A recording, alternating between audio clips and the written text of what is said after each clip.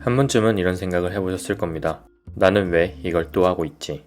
이미 결과를 알면서도 우리는 반복합니다. 무너질 걸 알면서, 후회할 걸 알면서, 고통스러운 걸 알면서도 같은 관계, 같은 투자, 같은 루틴, 같은 실수를 반복합니다. 그리고 그때 우리는 자책합니다. 나는 의지가 약한 인간이구나. 나는 왜 이렇게 바보 같지? 나는 고통을 끊을 능력이 없는 사람인가 봐. 하지만 이것은 오해입니다. 당신이 어리석어서 미련해서 반복하는 게 아닙니다. 우리 무의식이 그렇게 설계되어 있기 때문입니다. 무의식은 쾌락을 향하지 않습니다. 프로이트는 말했습니다. 모든 인간의 본능은 두 축 위에 서 있다. 삶이 본능과 죽음이 본능. 우리는 무조건 쾌락만을 추구하지 않습니다. 쾌락 너머에 있는 고통 속 쾌감, 즉 주의상스를 무의식은 추구합니다. 쉽게 말해 행복해서 반복하는 게 아니라 고통 속에서도 이상한 안정을 느껴서 반복하는 것, 그게 죽음 충동의 구조입니다. 예를 들어 봅시다. 망할 줄 알면서도 다시 손이 가는 주식, 후회할 줄 알면서도 다시 연락하게 되는 전 연인, 스스로를 망칠 줄 알면서 다시 시작하는 무리한 다이어트, 고통스러운 루틴을 반복하면서도 이번엔 다르겠지 라는 착각. 우리는 바보가 아닙니다. 다만 고통 속 안정이라는 무의식의 회로에 중독된 것입니다. 뇌과학도 말합니다. 패턴은 도파민이 작용이다. 죽음 충동은 심리학의 언어로는 무의식의 구조이지만 뇌과학에서는 보다 명확한 메커니즘으로 설명됩니다. 우리가 반복하는 자기 파괴적 행동은 대부분 도파민 회로와 연결됩니다. 도파민은 행복이 분자가 아니라 예상과 보상이 분자입니다. 즉, 망할 줄 알면서도 도파민은 이렇게 작동합니다. 예측 가능한 고통과 보상 사이의 변동성은 도파민 방출 증가를 나타내며 이는 곧 중독이 됩니다. 실패한 투자에서조차 당신은 흥분합니다. 중독적 연애에서조차 당신은 살아있음을 느낍니다. 루틴이 무너질 때조차 당신은 자기 스토리에 빠집니다. 이 모든 것이 쾌락이 아니라 주의상스, 즉 고통이 무의식적 반복에서 나오는 중독된 충만감입니다. 바디오는 말합니다. 증상은 본질의 호출이다. 철학자 바디오는 반복되는 증상은 인간이 진짜로 도달해야 할 본질의 신호라고 말합니다. 고통은 고쳐야 할 것이 아니라 당신을 진짜 사랑과 진리로 이끄는 나침반일 수 있다는 것이죠. 예를 들어 반복적으로 돈을 잃는 투자자는 부의 본질을 다시 보게 됩니다. 반복적으로 실패하는 관계는 사랑의 구조를 회부하게 됩니다. 반복적으로 무너지는 루틴은 나라는 구조를 낱낱이 보게 됩니다. 그리고 바로 그 지점에서 깨달음이 시작됩니다. 지금 무너지는 당신은 병든 게 아닙니다. 당신은 지금 성장의 전조를 겪고 있는 것입니다. 죽음 충동은 막아야 할 질병이 아니라 마주해야 할 구조입니다. 이번 영상에서는 그 구조를 해부하고 그 안에서 당신만의 길을 찾기 위한 지도를 제시할 것입니다. 지금 겪는 혼란과 무너짐은 단지 진짜 자기 자신에게 도달하기 위한 우주의 패턴일 뿐입니다. 지금 그 신호를 함께 읽어보시죠. 그렇다면 죽음 충동이란 무엇일까요? 죽음 충동은 고통을 반복하려는 무의식입니다. 우리는 때때로 스스로를 망치는 선택을 반복합니다. 이미 아플 줄 알면서도 같은 사람에게 마음을 주고 망할 걸 알면서도 같은 방식으로 투자하고 분명히 후회할 걸 알면서도 루틴을 무너뜨리는 일이 반복되죠. 이건 단순히 의지가 약해서가 아니라 사실 인간의 무의식은 의식적으로 이해할 수 없는 방식으로 작동합니다. 프로이트는 인간의 본능을 두 가지 축으로 설명했습니다. 삶을 향한 에너지, 리비도와 그에 반하는 죽음을 향한 에너지, 타나토스입니다. 우리는 본능적으로 살아가려 하지만 동시에 무의식 깊은 곳에서는 파괴 충동도 숨어 있다는 것이죠. 이 죽음 충동은 스스로를 반복적으로 상처 입히는 행동으로 나타날 수 있습니다. 이러한 중독은 쾌락이라기보다는 고통 속에서 존재감을 느끼는 방식입니다. 그래서 멈추기가 어려운 것이죠. 요약하자면 죽음 충동은 스스로를 해치는 행동을 반복하게 만드는 무의식적인 힘이며 그 안에는 우리 내면 깊은 곳에 진짜 문제, 진짜 욕망이 숨겨져 있을 수 있습니다. 그렇다면 이 죽음 충동은 실제 삶에서 어떻게 나타날까요? 그리고 어떻게 해야 이 고리를 끊을 수 있을까요?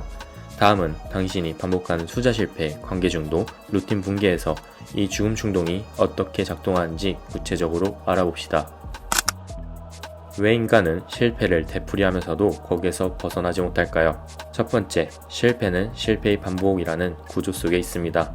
라칸에 따르면 인간의 욕망은 욕망 그 자체를 욕망합니다. 즉, 어떤 대상을 소유하고자 한다기보다는 그 대상을 결핍된 상태로 유지함으로써 욕망 자체를 연장시키는 것이죠. 그렇기 때문에 욕망은 항상 자신을 충족시키지 않는 방향으로 작동합니다. 욕망은 충족된 상태를 목표로 하지 않습니다. 항상 도달 직전에 미끄러지게 살게 된 구조, 이것이 욕망의 메커니즘입니다. 이로 인해 인간은 구조적으로 실패할 수밖에 없습니다. 아니, 더 정확히 말하면 인간은 실패하지 않으면 살 수 없게 되어 있습니다. 왜냐하면 완성은 욕망이 죽음이기 때문입니다. 두 번째, 도파민은 결과보다 결핍 예측에 반응합니다. 신경과학적으로 도파민은 보상 자체보다 보상을 예측할 때 더 많이 분비됩니다. 이는 인간이 실제 성공이나 성취보다 곧 올 것이라는 기대감, 즉 결핍이 종결 직전 상태에서 더 강하게 반응한다는 것을 뜻합니다. 그 순간이 가장 도파민을 분출시키기 때문이죠. 따라서 인간은 실패 직전의 희망을 무의식적으로 가장 쾌락적인 지점으로 인식하게 됩니다. 그리고 자신도 모르게 그 지점으로 반복해서 귀환하게 됩니다. 이것이 우리가 매번 같은 실수, 같은 관계 패턴, 같은 중독을 되풀이하는 무의식의 알고리즘입니다. 세 번째, 인간은 무의식의 시나리오대로 살아갑니다. 라캉은 이렇게 말합니다. 인간은 욕망하는 것이 아니라 타자의 욕망을 욕망한다. 이 말은 곧 우리는 스스로를 욕망의 주체로 착각하지만 사실은 무의식적으로 내면화된 타자의 시선, 이 정도면 괜찮겠지라는 사회적 각본에 따라 움직입니다. 그리고 이 각본은 실패, 각성, 반복, 실패이라는 루프 속에서 우리를 고정시킵니다. 마지막으로 반복이 고리는 안전하기 때문입니다. 무엇보다 중요한 진실은 이겁니다. 반복되는 고통은 미지의 자유보다 안전하게 느껴집니다. 실패는 예측 가능합니다. 고통은 익숙합니다. 혼란스러운 자유보다 불행하지만 구조화된 삶이 인간에게는 더 편안하게 느껴지는 것입니다. 그래서 우리는 고통 속에서 거기 남아있게 됩니다. 그게 싫다고 하면서도 거기로 되돌아갑니다. 왜냐하면 우리는 거기서 벗어나면 누구도 날 구조해주지 못할 거야 라는 원초적 공포에 붙잡혀 있기 때문입니다. 결론적으로 우리는 단순히 의지가 약해서 무너지는 것이 아닌 그보다 훨씬 더 정교하고 구조적인 무의식의 장치가 우리를 제자리로 끌어당기고 있는 것입니다. 이 구조를 뚫기 위해서는 단순한 결심이 아니라 자기인식의 해상도 자체를 끌어올려야 합니다. 그 첫걸음이 왜 나는 계속해서 실패를 반복하는가라는 질문에 더 이상 도망치지 않는 것입니다. 해결책은 단순합니다. 감정의 흐름을 다시 설계합시다. 죽음 충동, 즉 반복되는 고통의 패턴에서 벗어나기 위해서는 감정의 흐름 자체를 다시 설계해야 합니다.